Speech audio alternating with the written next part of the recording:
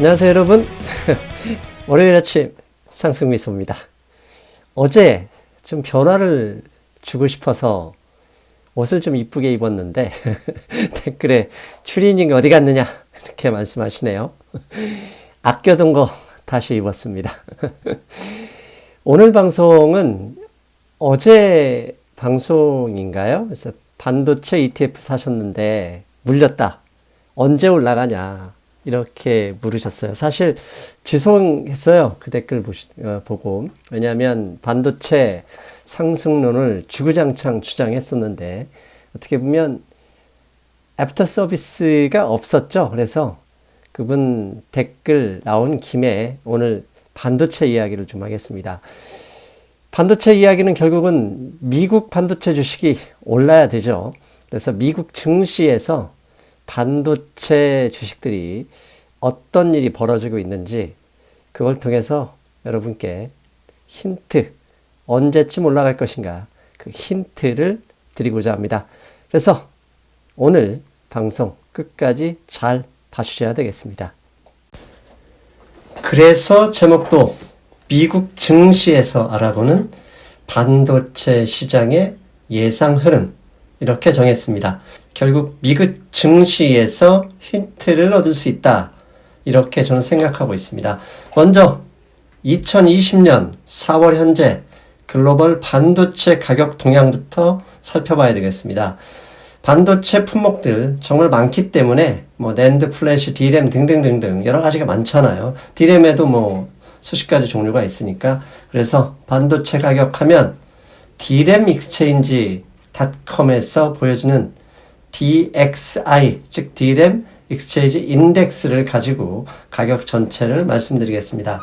보시는 것처럼 D램 익스체인지 인덱스는 4월 초, 3월 말부터 가격 상승이 꺾였습니다. 그래서 4월 현재까지 4월 들어서만 고점 대비 약 5% 하락 중입니다. 우리가 흔히 듣기는 서버용 제품, 최근에 원격 수업으로 인해서 PC, 노트북 판매가 상당히 늘었다. 그런 소식이 들렸는데도 불구하고 4월 들어서 DXI 지수가 꺾인 것을 보면 결국 반도체 가격이 하락했다. 이렇게 말씀을 드릴 수 있죠. 4월 이후 글로벌 반도체 가격이 하락한 원인은 결국 무엇일지 그걸 살펴봐야 되겠습니다. 그 원인을 파악하게 되면 미국 증시가 우리에게 보여주는 힌트도 찾아낼 수 있거든요. 그런데 반도체 수요는 여러 가지가 있죠. 장난감부터 시작해서 IoT, 공장 자동화 등등등 별 희한하게 다 있습니다. 그런데 반도체 수요의 핵심은 크게 두 가지로 나눌 수 있습니다. 첫째는 스마트폰, 소비시장, 개인 시장에서 얼마나 스마트폰 수요가 있느냐, 그 스마트폰 수요. 두 번째는 기업 시장에서 서버, 대부분 클라우드 시스템에 쓰이겠죠. 그래서 반도체 가격은 결국 스마트폰 수요와 서버용 수요, 이 두 가지가 좌우한다. 이렇게 말씀드릴 수 있겠습니다.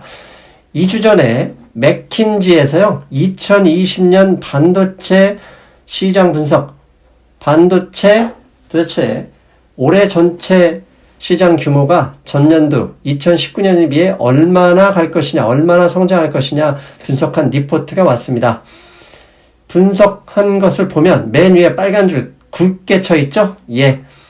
맥킨지는 올해 2020년 전체 반도체 시장 규모를 2019년에 비해서 최소 5%에서 최대 15% 하락할 것이라고 봤습니다. 즉 시장 규모가 5에서 15%까지 줄어들 수 있다. 이렇게 결론을 내렸습니다. 이 왼쪽에 빨간 박스 보면은요, 전체 시장 규모가 나오는데요. 왼쪽이 2019년, 그러니까 선이 두 개씩 있잖아요. 오른쪽이 2020년 예상치입니다. 앞에서 말씀드린 것처럼 시장, 반도체 시장의 핵심은 결국 PC 또는 서버.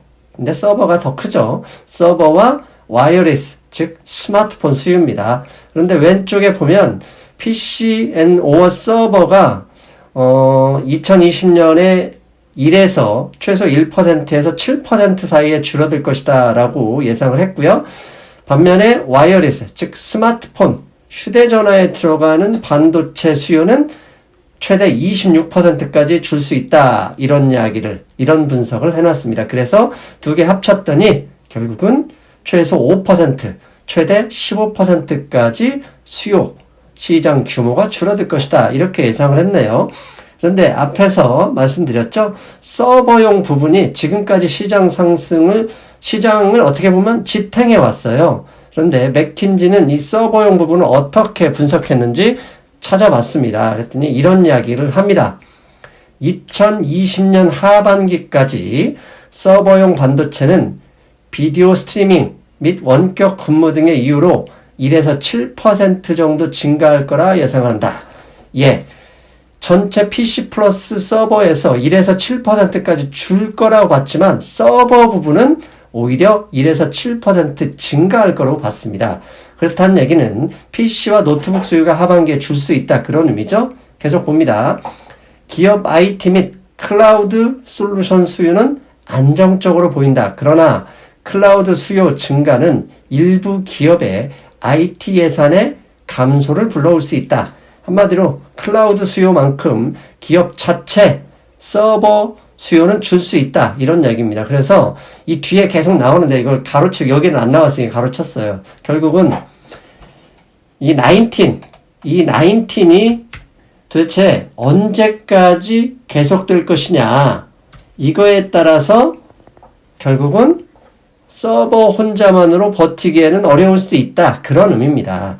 그래서 서버 혼자로 반도체 가격을 지탱하기는 어렵고 스마트폰 수요가 살아나야 지탱할 수 있다. 그런 의미입니다. 그래서 도대체 글로벌 스마트폰이 얼마나 판매가 되고 있는지, 얼마나 지금 현재 시장이 고전하는지 카운터 포인트에서 자료를 좀 가져왔더니 보시죠.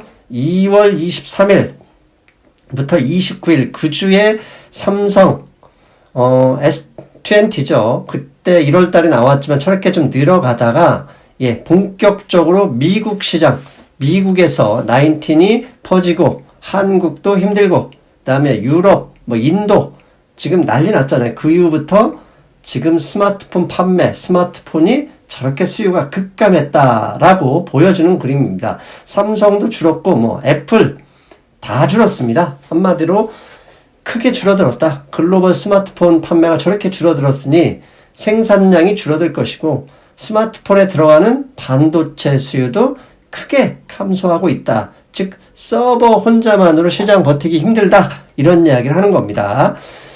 그래서 맥킨지는 원래 경영 컨설팅 업체니까 이 반도체 시장에 좀 더 영향력, 분석력 있는 IC 인사이트를 좀 들어가서 열심히 자료를 봤더니 IC 인사이트에서 올해 반도체 시장 전망을 계속 3월, 올해 1월, 3월, 그 다음에 4월 달에 걸쳐서 계속 수정을 했네요. 올해 1월 달만 하더라도 2020년 전체 이 반도체 시장은 2019년에 비해 8% 성장할 것이다 라고 예상을 했었어요. 그런데 이 19이 갑자기 나오면서 3월 달의 업데이트에서는 3% 성장치로 그러니까 8에서 3% 낮췄는데 지난주에 다시 한번 업데이트를 했는데요. 올해는 결국 4% 디클라인, 4% 전년 대비 하락할 것이다 라고 아예 전망치를 바꿔버렸습니다. 한마디로 지금 현재 서버용은 계속 시장이 늘고 있지만 스마트폰 판매가 예상보다 크게 줄어들고 있어서 맥킨지나 IC 인사이트나 올해 반도체 시장 규모는 전년도에 비해서 줄어들 것이다. 이렇게 예상을 했습니다.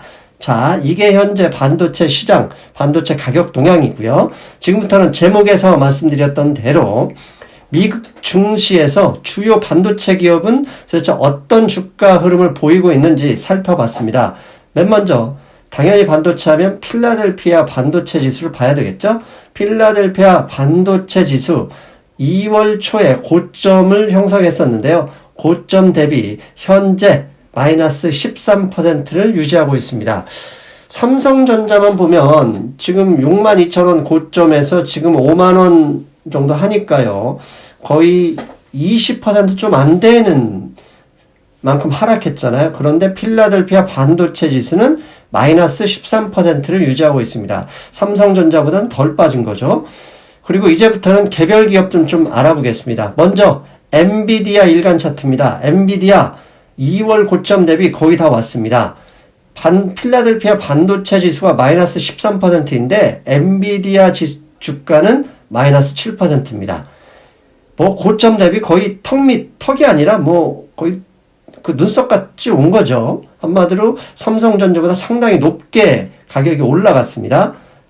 자, AMD 반도체 서버용 칩 AMD 일간 차트입니다. AMD는요, 엔비디아보다 더 올랐습니다.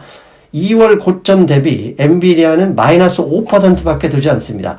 저 정도면 뭐 하루 잠깐 반등하면 연 고점, 사상 최고 고점을 넘어설 수 있는 그런 주가입니다. 상당히 많이 올랐죠?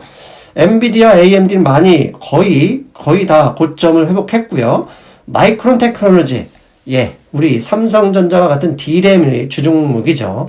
마이크론 테크놀로지를 봤더니, 필라델피아 반도체 지수가 마이너스 13%인데, 마이크론 테크놀로지는 2월 고점 대비 현재 마이너스 23%입니다. 한마디로 반도체 지수보다도 못 올라갔고, 엔비디아나 AMD에 비하면 턱없이 힘든 주가 상황이죠. 그래서 다른 또 종목 없나 봤습니다. 퀄컴 찾아봤습니다. 비메모리 반도체죠. D램하고는 좀 다른 분야인데 퀄컴 일간 차트 2월 고점 대비 마이너스 21% 기록하고 있습니다. 1월 고점 대비네요. 한마디로 엔비디아나 AMD는 거의 다 고점을 회복했는데 마이크론, 퀄컴 이것은 반도체 지수보다도 훨씬 많이 빠졌고 고점에는 거의 23%, 21% 마이너스를 보이고 있다. 그래서 아예 전체를 한 차트에 좀 살펴봤습니다. 한 차트에서 살펴봤더니 확실히 차이가 나네요. 지난 3개월 동안 반도체 주요 업종과 지수 S&P 500 지수를 비교했는데요. 반도체 지수 SMH ETF로 비교했습니다. 이게 CNBC에서 반도체 지수는 안 나오고 SMH를 나와서요. 근데 SMH나 반도체 지수는 거의 비슷합니다. SMH나 S&P 500 인덱스는 3개월 동안 결국 변동이 크게 없었습니다. 마이너스 9%, 12%. 그런데 엔비디아는 지난 3개월 동안 플러스 17%가 올랐고요. 반대로 마이크론 테크놀로지 마이너스 22%입니다. 왜 이렇게 차이가 많이 날까요? 미국 증시에서 같은 반도체인데도 불구하고 물론 같은 반도체 업종이긴 하지만 품목은 완전히 다르죠.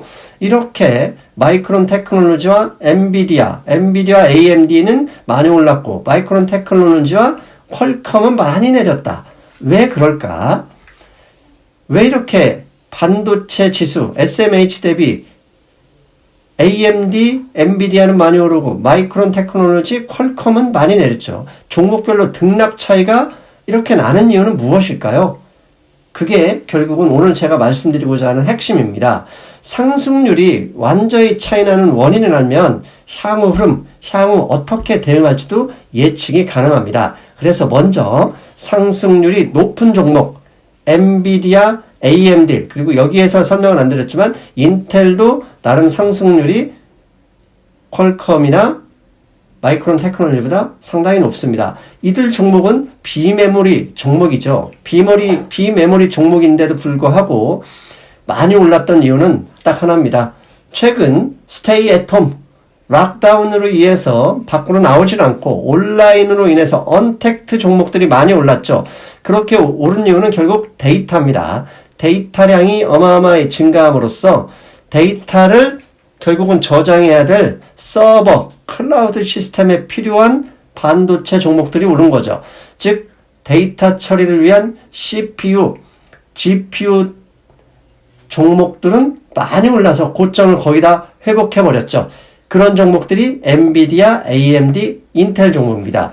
이건 반도체뿐만 아니라 클라우드 시스템이 결국 경쟁력이 있는 종목의 주가까지 순위까지 올려버렸는데요. 지금 investing.com에서 나와 있는 4월 22일자 1분기, 2분기 2020년 1분기와 2분기의 빅5 종목의 순이익 예상치를 보여드리는 그림인데요. 맨 위에 마이크로소프트와 아마존. 1분기의 순이익이 아마존은 좀 마이너스이긴 하지만 연초 대비인 지난 연도 대비 마이너스이긴 하지만요. 2분기 예상치를 보십시오. 마이크로소프트와 아마존은 그러니까 전년 동기 대비 무려 15%, 14% 순이익이 증가할 거라고 예상하고 있습니다. 이미 1분기, 2분기 미국 기업들 웬만한 기업들은 가이던스도 발표하지 않았는데 마이크로소프트와 아마존은 저렇게 순이익 증가율이 이미 좋아지고 있고 다음 분기도 더 좋아질 거라 예상하고 있어요. 그 이유는 뭡니까? 마이크로소프트와 아마존은 결국 클라우드 시스템, 클라우드 서비스의 강자이기 때문이죠. 언택트 종목들, 데이터가 쏟아지니 결국 클라우드에 저장해야 되는 그걸 빅5 주가에서도 확인할 수가 있는 거죠. 반대로 상승률 낮은 종목들, 마이크론 테크놀로지, 퀄컴, 이것들은 D램 반도체와 퀄컴은 비메모리, 스마트폰의 칩이죠. 결국은 스마트폰 매출과 관련이 있는 업종이다. 업체다.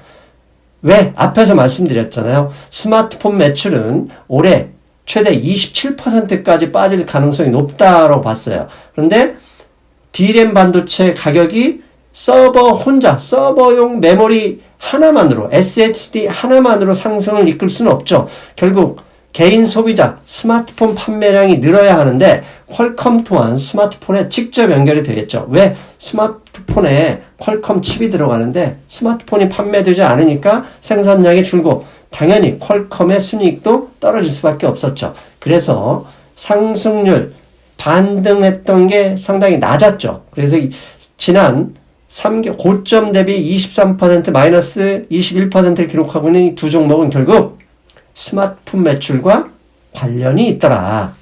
그런데 퀄컴과 마이크론, 삼성전자와 하이닉스와도 연결이 돼 있죠. 왜냐? 삼성전자와 하이닉스, 물론 삼성전자는 좀 다르긴 하지만 결국 핵심 품목이 D램이죠. D램은 서버용 하나만으로 가격이 유지하기 힘들다. 결국 마이크론 테크놀로지와 퀄컴처럼 스마트폰 매출 하락 때문에 삼성전자와 하이닉스도 엔비디아나 AMD처럼 힘차게 반등하지 못했고 오히려 마이크론 테크놀로지나 퀄컴과 비슷한 수준에서 반등을 했었다. 그래서 이렇게 결론을 내릴 수 있습니다. 결국 메모리 반도체 기업들 마이크론 테크놀로지나 삼성전자, 하이닉스 그 다음에 한국의 웬만한 반도체 부품 장비 업체들은 다 메모리와 관련이 있잖아요. 이런 기업의 주가는 어쩔 수 없습니다. 19 상황과 관련이 깊을 수밖에 없다. 왜? 19에 치료제가 나오든 아니면 이게 완전히 항체가 생겨서 사라지든 이게 없어져야 경제활동 재개가 되고 소비가 점점 늘면서 글로벌 스마트폰 판매가 회복될 수 있는 이게 것과 연관이 되잖아요.